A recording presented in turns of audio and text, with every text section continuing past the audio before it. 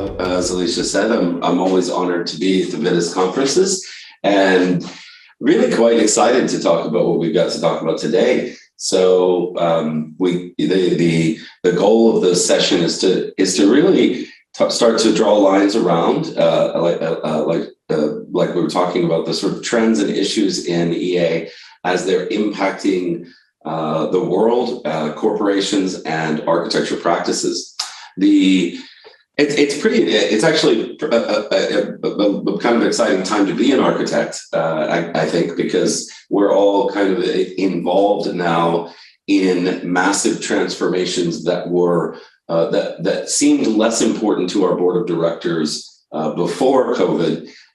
So if there's anything that's good that's come from COVID, it's been the highlight on digital strategy and how important that is to the continued operations, excellence, and competitive advantage of our organizations, as well as it's highlighted the opportunities and the threats in our government organizations, as well as the ability to mobilize large workforces to drive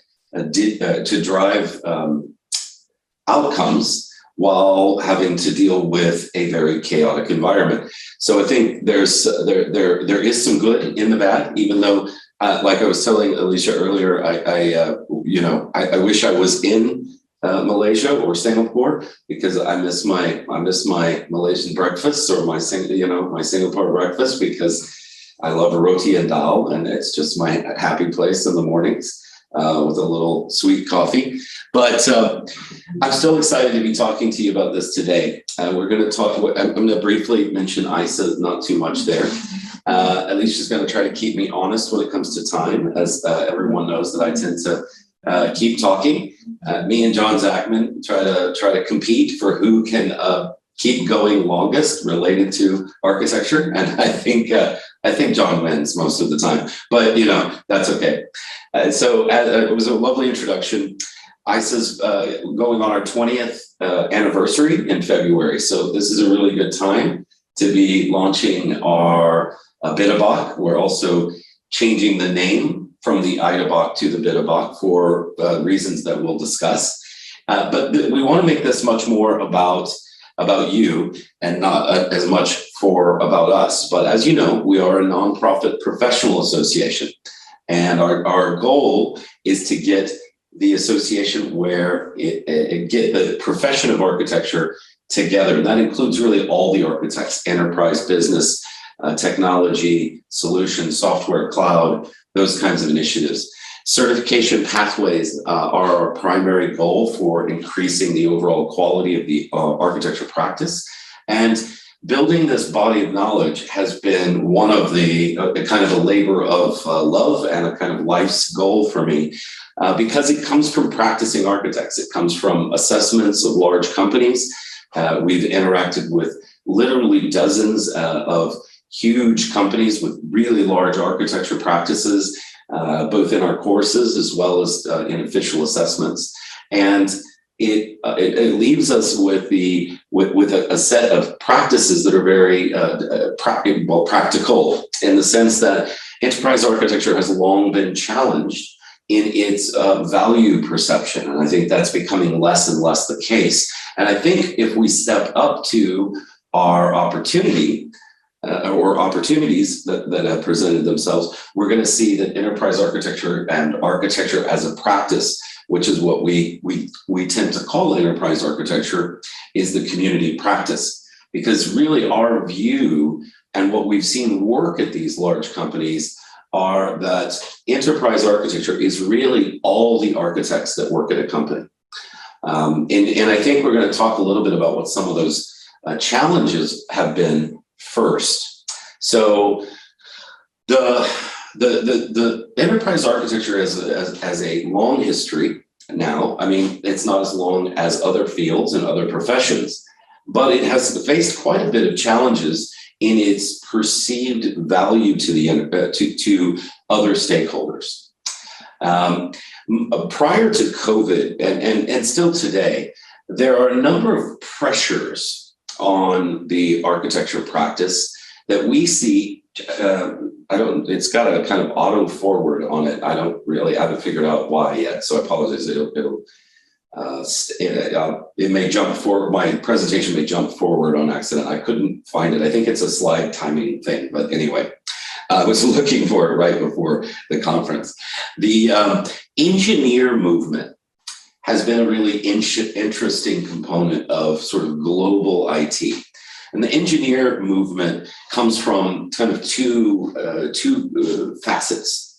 One is the agile at scale movement, and the agile movement has garnered such a following and such a large momentum behind it that a significant percent of agile product teams and agile value streams didn't know where to put enterprise architecture or solution architecture or business architecture or even infrastructure and information architecture. So this drive towards the engineer is one of the things that we saw very much pre-COVID. Post-COVID, we're seeing some different trends, and we're going to talk about what those are. Different companies are taking advantage of the challenges in architecture and the challenges in dealing with COVID in a digital way in different ways. And so we're going to talk about digital transformation and how it also has pushed EA down. So we've spoken to any number of CTOs and CIOs that have actually not changed reporting lines, but changed delivery focus. And I think this is actually much more an opportunity than what it seems on the surface. It seems like a challenge, but in fact, I think it's a good thing. So as the agile teams pushed architecture kind of up and out, and there's a number of wonderful articles on this related to, do you need an architect? And Gregor Hoppe talks about this quite a bit. He's got a wonderful article called, Do You Need an Architect with Your Architecture? And it's this debate amongst engineers and amongst practitioners about where the architects fit in this agile team method. And we're going to talk specifically about that. Also, the era of big architecture is effectively over, right? Big enterprise architecture, where we're trying to document the enterprise, has really gone by the wayside. The big TOGAF, the big models have lost kind of favor in most modern enterprises, and especially where you see industry leaders like Netflix, Amazon, and large retail, hospitals, insurance companies. But the multinationals have really kind of again reshaped architecture as a practice, and I'm going to talk about what that means. Again, Penn State, Pennsylvania State University, famous for its EA programs, has listed some of the top 5 challenges as sort of weak business skills still, a lack of industry standards related to business architecture, credibility challenges, and business strategy and IT alignment as still fundamental challenges in enterprise architecture. At the same time, we're seeing quite a number of challenges to these competitive forces or these shaping forces in the industry. For example, we always say, what we've started saying is agile or architects need to rescue agile architecture at scale. Because as we've adopted agility, our retrospectives and our research are showing that organizational culture, organizational resistance, inadequate management support, and lack of skills and expertise are some of the top 4 challenges in this agile architecture at scale adoption.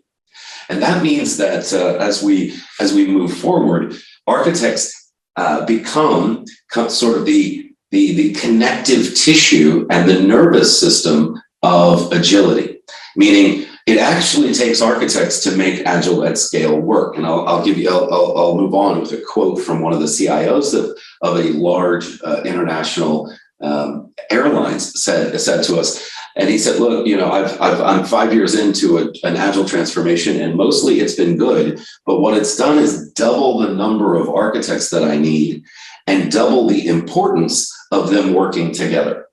Because otherwise it's a kind of inmates run the asylum kind of initiative, meaning the prisoners are running the prison, and everybody's going in different directions.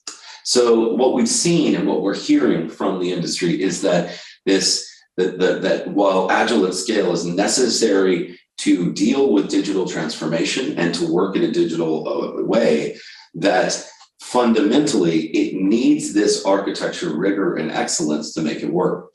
We've also seen a host of digital transformation failures. And as these retrospectives on digital transformation read very much like the same thing as agility. And it has a lot to do with competencies, skills, buy-in. It has a lot to do with resistance to change, and that change coming too far top down instead of investing in a change of DNA for the organization itself. So what we're seeing is, again, we need organizations to push decision-making down and out, or what we call decisions at the edges. And yet we don't have the competencies or the communication network or the collaboration network within those areas to make them successful. So we have a lot of work to do to teach our employees what a digital mindset means. And that means managers, line level employees, directors, VPs, and even executives all have a DNA level shift to make digital transformation work. To do that, we need to rely on a group that understands very rigorous skills and competencies related to both agility and digital transformation. The kind of old school vertical architecture practices have also failed in areas where when I say failed, I mean that they have been challenged to the degree where each of these levels needs to be able to work in a different way. The vertical architecture organization or enterprise architecture practice it faces significant difficulties primarily within itself. And this has been one of the biggest learnings that we've had, that this big EA top-down approach doesn't work as well as the areas where we're going to get into in terms of opportunities and trends. Now, part of the reason for that is because it ends up being too large a coverage area, meaning we've got too many things going on and too few architects to actually cover those things. And that creates communication, collaboration, and challenges throughout the system. Now, that's kind of like, if you had too few nerve endings or nerve cells, you wouldn't be able to move your arms effectively, right? If I'm not connected from the head to the fingertips, I can't pick up my spoon and eat my soup or my dal and roti, which is my favorite. Also, we see with these segmented architecture practices, without the community of practice, we see domain and business architecture become disconnected and lack a delivery focus and the ability to connect to the solution, or what Jeannie Ross calls strategy to execution. And notice in that strategy to execution, you get this vertical feeling, right? You get this not vertical feeling, you get this horizontal flow feeling. And we're going to talk about that in some particular detail. Solution becomes too technical in this model. So you end up with a lack of business skills right in those agile teams where you need them. So in this horizontal model, what happens is the competencies of the architects become at odds and their purpose become at odds. They report to different groups. They lack a common skill set. They lack a common language. And what happens there is, instead of this connection between the architects, what happens is a disconnection between the architects, which hobbles or creates difficulties with the entire architecture practice. Now, what we're most excited about, and again, what I'm partly here to talk about, is the launch of the BITABOC. Now, the BITABOC is the Business Technology Architect Body of Knowledge. Now, Paul, why didn't we call it the EA BOC, right? The reason we didn't call it that is because, again, these challenges in making architecture practices work are really about finding our fundamental shared competencies, language, and skill set. And throughout all of our history, 20 years now of research, we've found that architects commonly identify with being business technologists, or what we call business technology strategists. That the EA practice itself is made up of solutions, software, enterprise, business, domain, and other kinds of architects. And it's really important that we think about this in a modular way, because that way we can welcome all the types of architects into a common architecture practice. And you see that right at the center. The other really exciting part about this is the BITAS is completely aligned with the notion of digital advantage. Again, I don't say digital transformation, because for me, digital transformation is a consultant's word. It's a vendor's word, because that's where you spend all your money. What we feel our clients and our employers want is the advantage that comes after digital transformation. Now, you'll see here in the IASA that this in the four corners, what we call the IBAN model, that we are completely and utterly focused on a set of outcomes. This outcome model involves imagining a digital customer. And everything now starts with the customer and the employee. Everything starts with a digital customer. It is the digital customer and delivering and creating and capturing value for that customer that creates digital business models, and that moves us to becoming a digital business. As you can see, becoming a digital business involves agility, it involves strategy, it involves business models, and it's what drives the achievement of a digital employee. Now, a digital employee is not just the CEO and the board. It is also the line level employees, the information employees, the management employees. It really is the entire mindset shift of the employee base to being digital. And this has happened to a certain extent naturally through things like collaboration, as you can see in the bottom right corner. These outcomes around culture, mindset, and collaboration are what have to change for the achievement of this digital employee. Now, probably our primary traditional space is maximizing digital operations. But notice that this is not about running standard IT. This is about velocity. It's about simplicity. It's about safety and liability, as we'll see. And it's also about automation. So the digital operations and maximizing the potential of digital operations have a lot to do with things like legacy modernization, the ability to understand when to apply trends, and the ability to apply those at the lowest levels of the organization, not just at the highest. So the days of large enterprise class standard documents are really moving behind us. Now, we also see a trend towards architect practices signing up for objectives of their own, right? The notion that we're architects and we're going to create results. We're not just shaping other people's and influencing other people anymore. We're actually driving outcomes. And those outcomes can be stated as objectives, right? Engaged and effective stakeholders, digital employees, where we're engaging at all levels of the enterprise to drive outcomes related to the digital agenda. Maximizing team delivery in a coaching and a skills and an experiential way. Decreasing the time for agile at scale, the time to value. So being able to get down a little further into the domains, into the business processes, into the team levels to actually deliver this agility and what it means to get time to value. Achieving real business outcomes faster. So what we see is value-driven enterprise architecture is becoming the norm and not the exception.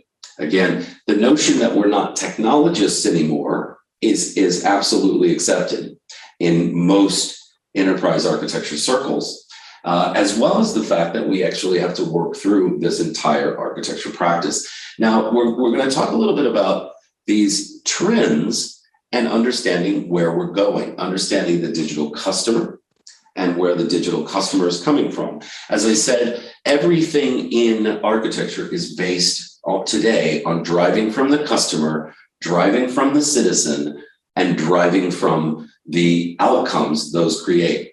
Inventing and understanding a digital business, the platforms and operational technology that translate to value measures, and understanding how those impact capabilities, the conversion to a digital employee, and the collaboration mindset and culture that creates, as well as a delivery and value focus at the value stream, capability, and the roadmap level are all major trends in where we're seeing EA move. We're also seeing a move towards bottom-up compliance and controls using solution software and delivery-focused architects at the solution level to actually drive governance from the bottom up as opposed to the top down. Again, this is all about connecting that architecture practice across multiple lines of business and across multiple value streams executing simultaneously. We some of the most exciting things are happening in the platform trends. In 2021, 2022, zero trust security with the rash of ransomware and attacks around the world. Zero trust security is creating a focus on quality attributes and a kind of back to basics mentality.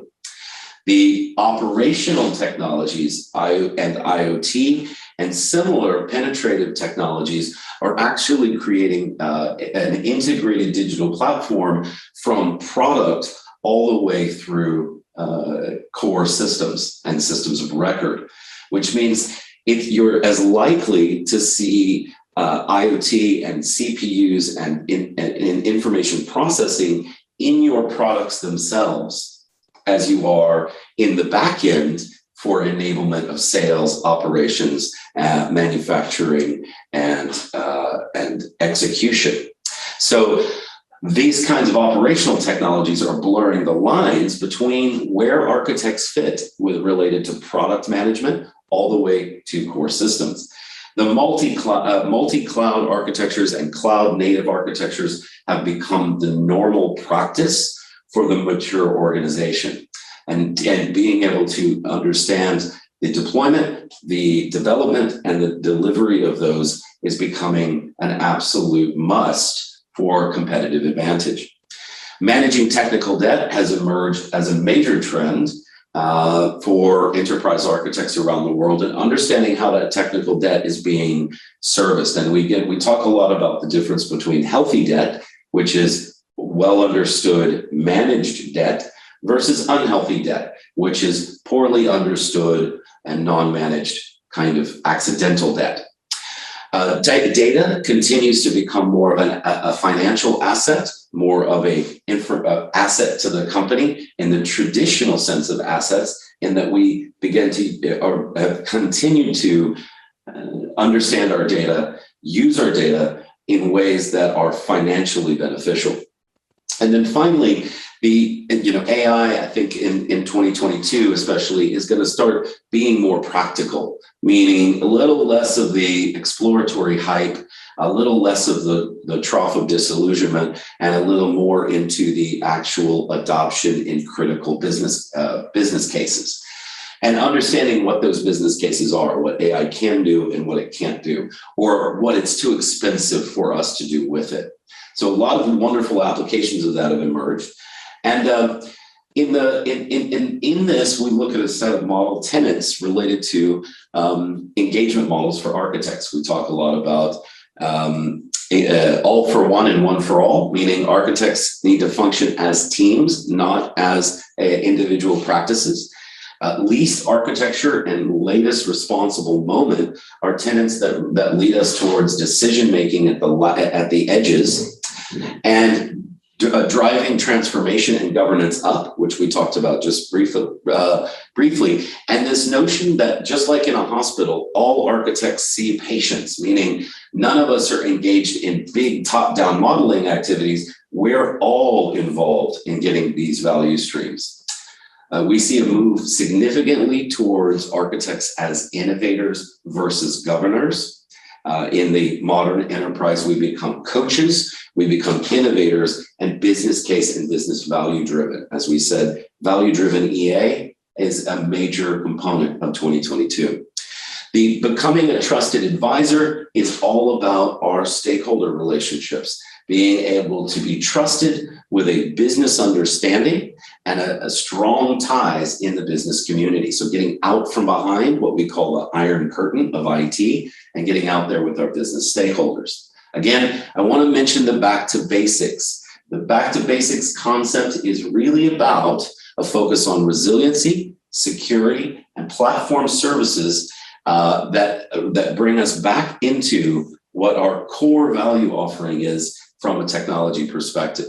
Planning for critical deliveries at velocity in a chaotic environment of external circumstances, as well as driving zero trust, zero defect mentalities.